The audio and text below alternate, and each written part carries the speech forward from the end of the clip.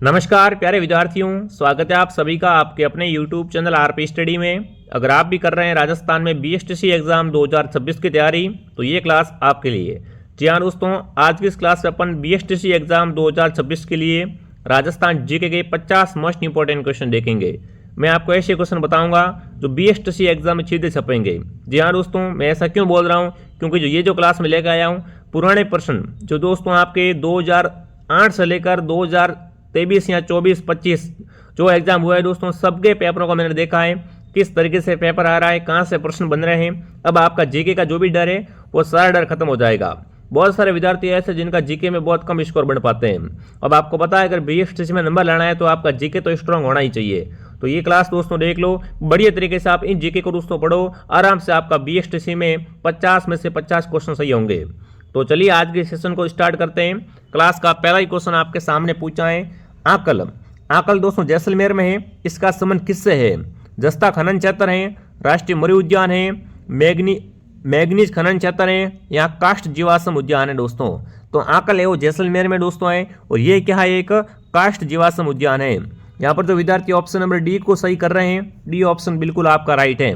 आप भी साथ साथ में कमेंट जरूर करें ताकि आपको पता चलेगा आपकी तैयारी कैसी है। दूसरा प्रश्न आपके सामने है, राजस्थान में शीतकाल में होने वाली वर्षा जिसे मावट कहा जाता है, मावट किन कारणों से होती है? दक्षिणी पश्चिमी मानसूनी हवाओं के कारण, पश्चिमी विक्षोभ के कारण, पछुआ हवाओं के कारण, हिमालय से टकराकर वापस लौटती मानसून हवाओं के कारण। देखिए मावट होती इसका मुख्य कारण दोस्तों है पश्चिमी विक्षोभ। यहाँ पर जो विद्यार्थी ऑप्शन नंबर बी को सही कर रहा है, बी ऑप्शन बिल्कुल आपका राइट है। अगला सवाल दोस्तों आपके सामने, अगला प्रश्न आपसे पूछा, आना सागर झील का निर्माण किसने करवाया? यह झील बहुत इंपॉर्टेंट है, ध्यान रखना विद्यार्थियों। आना सागर झील है कहाँ पर? आना सागर झील राजस्थान के अजमेर जिले में है, और इसका निर्माण अर्णोराज ने करवाया था। किसने करवाया था दोस्तों? अर्णोराज ने। यहाँ पर जो भी विद्यार्थी ऑप्शन बी को सही बता रहे हैं, बी ऑप्शन बिल्कुल आपका राइट है। अगला सवाल दोस्तों आपके सामने, अगला पूछा है, 2001 की जनगणना के अनुसार राजस्थान जनसंख्या में आपको बताना है देश में कौन से क्रम का बड़ा राज्य है। अब देखो क्षेत्रफल के अनुसार तो राजस्थान क्या है, पूरे भारत में प्रथम स्थान पर है। मैं आपको बता रहा हूँ 2001 की जनगणना अनुसार भारत में राजस्थान का कौन सा स्थान है, फटाफट कमेंट करेंगे दोस्तों। तो राजस्थान का यहाँ पर 2001 के अनुसार है वो यहाँ पर 8वां स्थान है। अगर आपको 2011 के अनुसार पूछे तो 7वां स्थान है। एक का पूछा तो क्या आ जाएगा यहाँ पर? 8 ऑप्शन आपका राइट है। बहुत बढ़िया, वेरी इंपॉर्टेंट क्वेश्चन है, अच्छे से पढ़ लेना। अगला प्रश्न दोस्तों आपके सामने क्या पूछा है, जनगणना 2011 के अनुसार राजस्थान में जनसंख्या घनत्व है। यहाँ पर आपको बताना है राजस्थान का जन घनत्व कितना है। 165 प्रति व्यक्ति वर्ग किलोमीटर, या फिर 64 व्यक्ति प्रति वर्ग किलोमीटर, या 200 व्यक्ति प्रति वर्ग किलोमीटर। तो जी हाँ विद्यार्थियों, जनगणना 2011 के अनुसार राजस्थान का जन घनत्व है दोस्तों 200 व्यक्ति प्रति वर्ग किलोमीटर।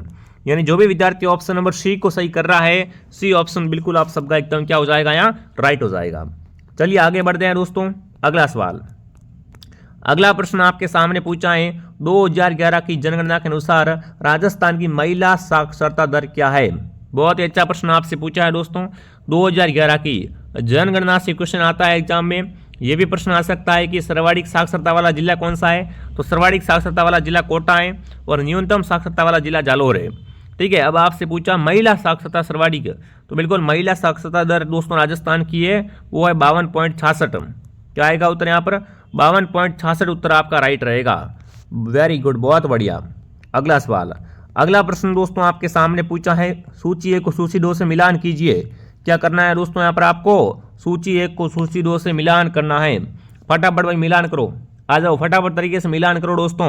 इस तरीके के क्वेश्चन एग्जाम में आपको 2 से 3 देखने को मिलेंगे मिलान करने वाले।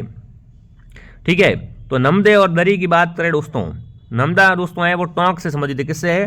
टोंक से। उसके बाद बात करें डोरिया की, तो डोरिया का संबंध दोस्तों कोटा से है।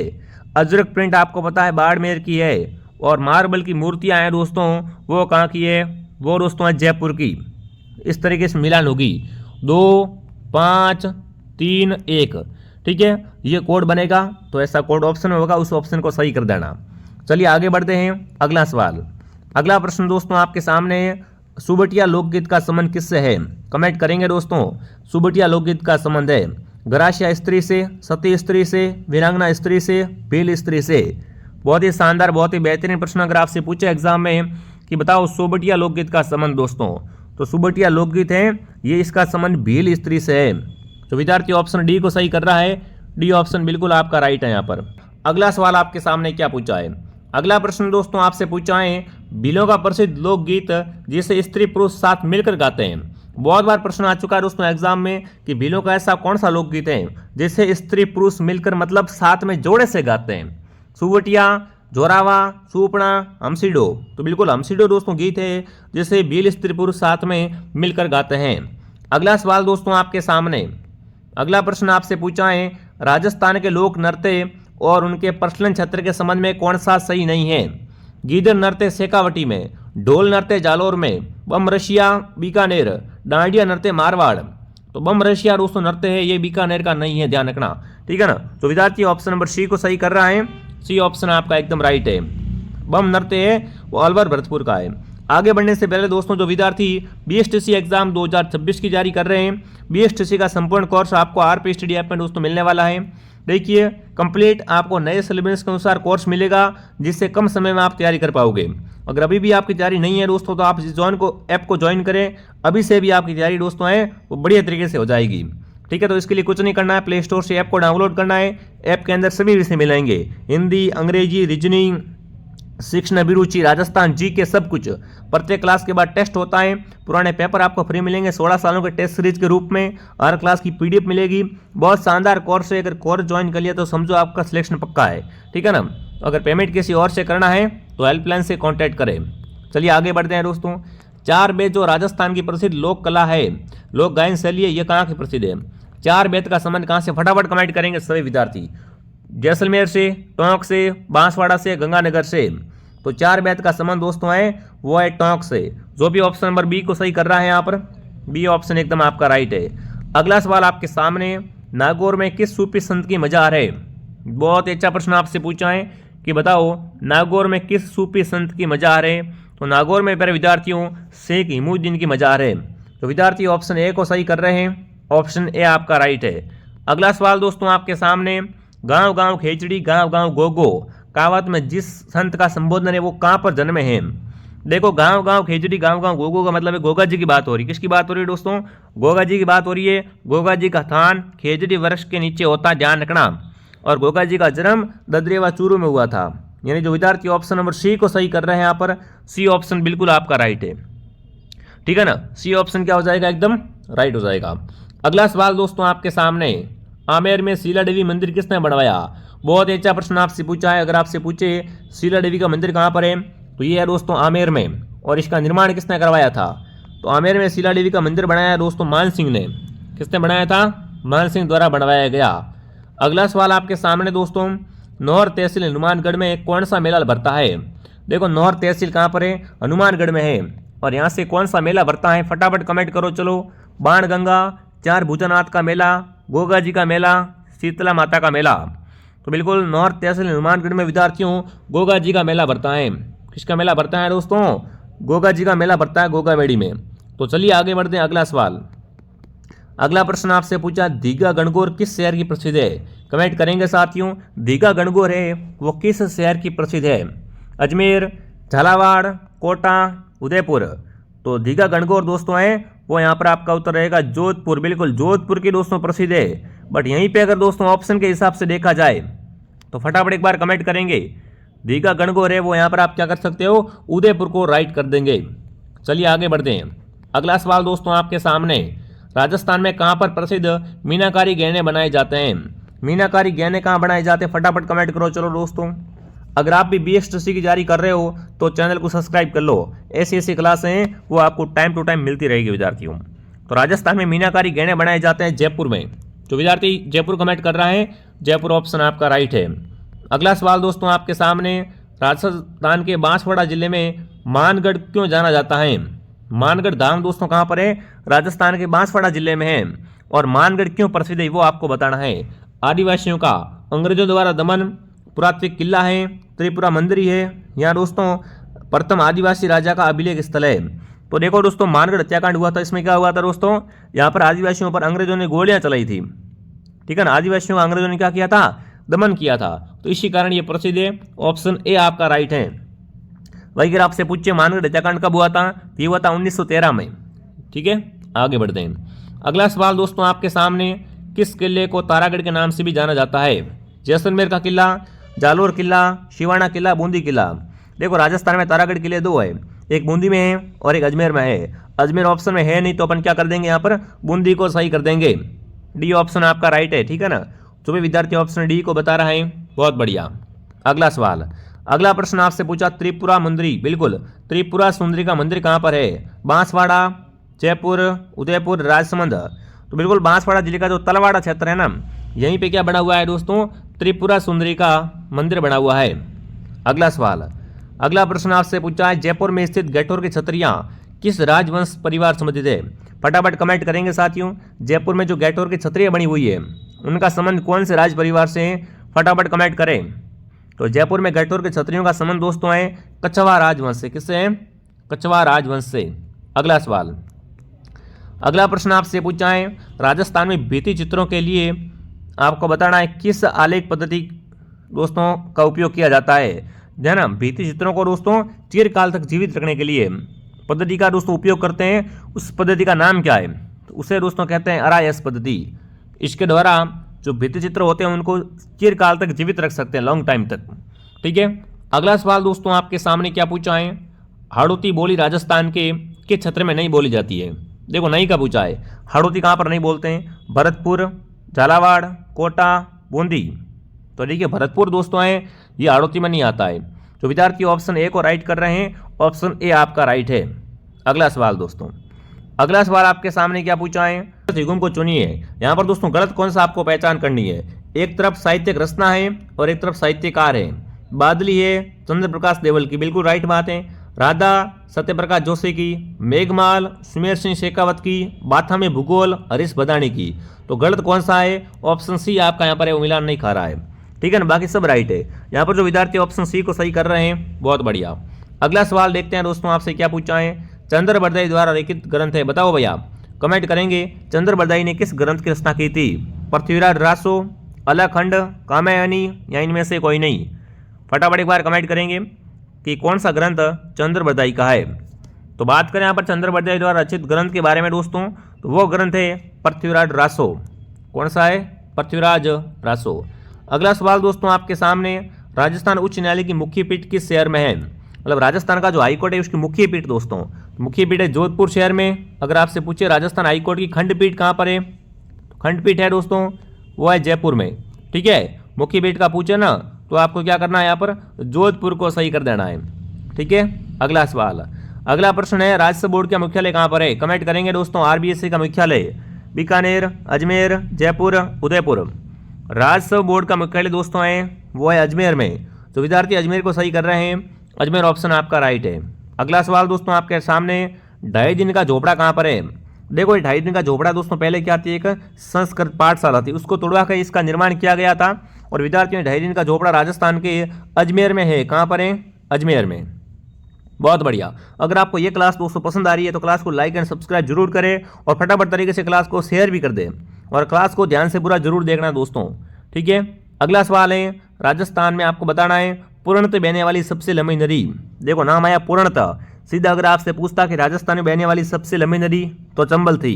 बट आपसे क्या पूछा है दोस्तों? पूर्णतः राजस्थान में बहने वाली सबसे लंबी नदी है तो वो है बनास। कौन सी होगी यहाँ पर? बनास ऑप्शन आप सबका सही है। अगला प्रश्न दोस्तों आपके सामने, राजस्थान में दर्रा अभ्यारण्य कहाँ पर है? प्रतापगढ़, बूंदी, करौली, कोटा। बताओ भैया, फटाफट तरीके से कमेंट करेंगे। राजस्थान में जो आपका दर्रा अभ्यारण्य है वो कहाँ पर स्थित है? सबके कमेंट्स आने चाहिए, बढ़िया तरीके से कमेंट करो जम के। ठीक है ना, तो दर्रा अभ्यारण्य दोस्तों है वो कोटा में है। कहाँ पर है? दर्रा अभ्यारण्य कोटा में है दोस्तों। अगला प्रश्न आपके सामने है, भारतीय कृषि अनुसंधान परिषद द्वारा राजस्थान में राष्ट्रीय स्तर के अनुसंधान कहाँ पर स्थापित किए गए हैं? बिल्कुल आपको बताना है कि भारतीय कृषि अनुसंधान परिषद द्वारा राजस्थान में राष्ट्रीय स्तर के जो दोस्तों अनुसंधान केंद्र स्थापित किए गए हैं वो कहाँ पर स्थापित किए गए हैं? तो ये है तबीज अजमेर और शेवर भरतपुर में। ठीक है ना, तो विद्यार्थी ऑप्शन नंबर डी को राइट कर रहा है। तबीज अजमेर में क्या है दोस्तों? मसल अनुसंधान केंद्र है। और शिवर भरतपुर में सरसों अनुसंधान केंद्र है। तो डी ऑप्शन आपका राइट है। अगला प्रश्न दोस्तों आपके सामने है, भैंस की नस्ल कौन सी है? सोनाड़ी, मुर्रा, नाचना, थार पारकर। तो बिल्कुल भैंस की नस्ल है मुर्रा। जो भी ऑप्शन बी को राइट कर रहा है यहाँ पर, बी ऑप्शन आपका राइट है। अगला सवाल आपके सामने दोस्तों, सहकारी तंत्र में संचालित शक्कर का कारखाना कहाँ पर है? कमेंट करेंगे साथियों, सहकारी तंत्र में संचालित शक्कर का कारखाना कहाँ पर है? तो ये कारखाना विद्यार्थियों है, ये है केशवराय पाटन में। तो विद्यार्थी केशवराय पाटन बता रहा है कि केशवराय पाटन बूंदी जिले में है दोस्तों। ऑप्शन डी आपका राइट है। ठीक है। अगला सवाल, अगला प्रश्न पूछा, रिको के 4 एग्रो फूड पार्क विकसित किए गए हैं ताकि कृषिगत वस्तुओं के निर्यात को बढ़ाया जा सके, कृषि में विनियोग संवर्धन का कार्य करें, कृषि आधारित उद्योगों को बढ़ावा दे सके, या खाद्य भंडारण की सुविधाओं में वृद्धि हो। रिको ने क्या किया दोस्तों? अभी 4 एग्रो फूड पार्क विकसित किए हैं। क्यों किए वो आपको बताना है। इसके पीछे रिको का आइडिया क्या है, इसके पीछे रिको का उद्देश्य क्या है दोस्तों? तो इसके पीछे उद्देश्य है कि कृषिगत आधारित जो उद्योग है उसको क्या मिले? बढ़ावा मिले। ठीक है। अगला प्रश्न दोस्तों पूछा, निम्न में से किस नदी के किनारे स्थित गणेश्वर में ताम्रयुगीन सभ्यता के अवशेष पाए गए हैं? बिल्कुल आपको बताना है विद्यार्थियों, गणेश्वर सभ्यता किस नदी के किनारे है? फटाफट कमेंट करें दोस्तों, गणेश्वर सभ्यता किस नदी के किनारे है? तो गणेश्वर सभ्यता है दोस्तों वो कांतली नदी के किनारे नीम का थाना में है, कांतली के किनारे विद्यार्थियों। ठीक है ना। तो विद्यार्थी ऑप्शन यहाँ पर क्या कर रहा है? ए को राइट कर रहा है। ऑप्शन ए आप सबका बिल्कुल राइट है मेरे विद्यार्थियों। बहुत बढ़िया, सबके उत्तर एकदम सही आ रहे हैं। चलिए आगे बढ़ते हैं। अगला प्रश्न पूछा है, मान संस्कृत कवि एवं नाट्यकार राजशेखर निम्न में से किसके दरबार में था? राजशेखर की दोस्तों बात करें तो राजशेखर किसके दरबार में था वो आपको बताना है। तो राजशेखर दोस्तों था वो था महेंद्रपाल प्रथम के दरबार में।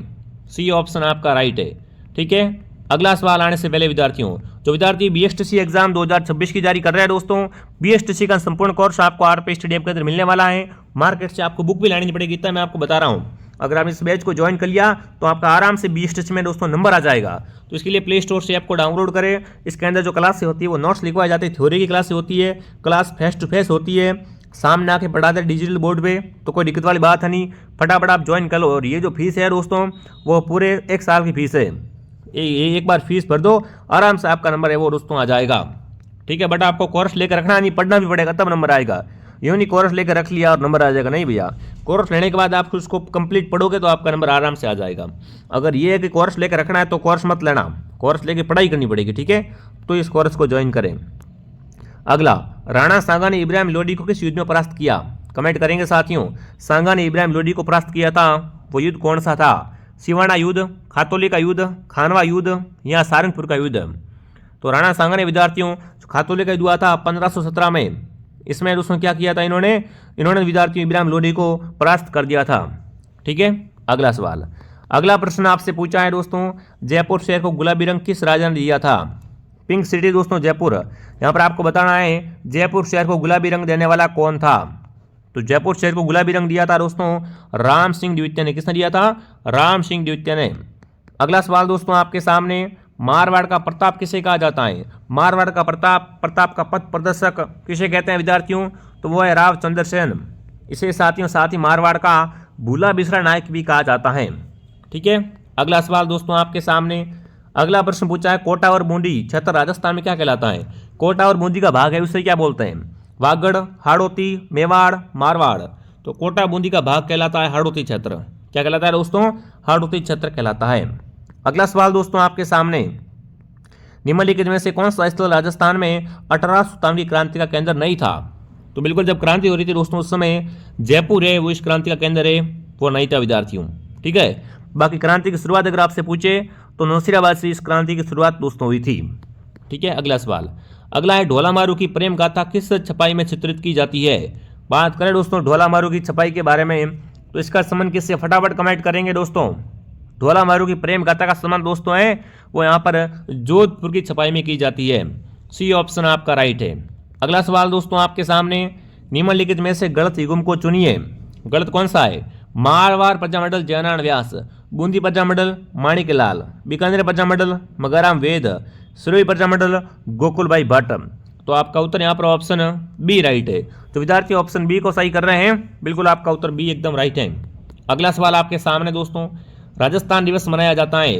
राजस्थान दिवस प्रतिवर्ष 30 मार्च को मनाया जाता है साथियों। ठीक है, आगे बढ़ते हैं। बहुत इजी क्वेश्चन था। किस मुगल शासक ने अपने शासनकाल में हिंदू मनसबदारों की संख्या में वृद्धि की थी? बिल्कुल दोस्तों कमेंट करेंगे। आपको बताना है कि ऐसा कौन सा मुगल शासक हुआ जिसने उसने शासनकाल में हिंदू जो दोस्तों मनसबदार थे उनकी संख्या में वृद्धि कर दी थी। तो वो यहाँ पर दोस्तों था औरंगजेब। औरंगजेब ने अपने शासनकाल में हिंदू मुस्लिम मनसबदार हैं उनको दोस्तों बढ़ाया था। ठीक है, अगला सवाल आपके सामने। राजस्थान के वो लोक देवता जिनकी उपासना गुर्जर जाति के व्यक्ति करते हैं? बिल्कुल, गुर्जर जाति के दोस्तों व्यक्ति क्या करते हैं? देव नारायण जी की उपासना करते हैं। इनका मंदिर आशीष भीलवाड़ा में बना हुआ है। ठीक है, इनकी फड़ है वो बहुत लोकप्रिय है।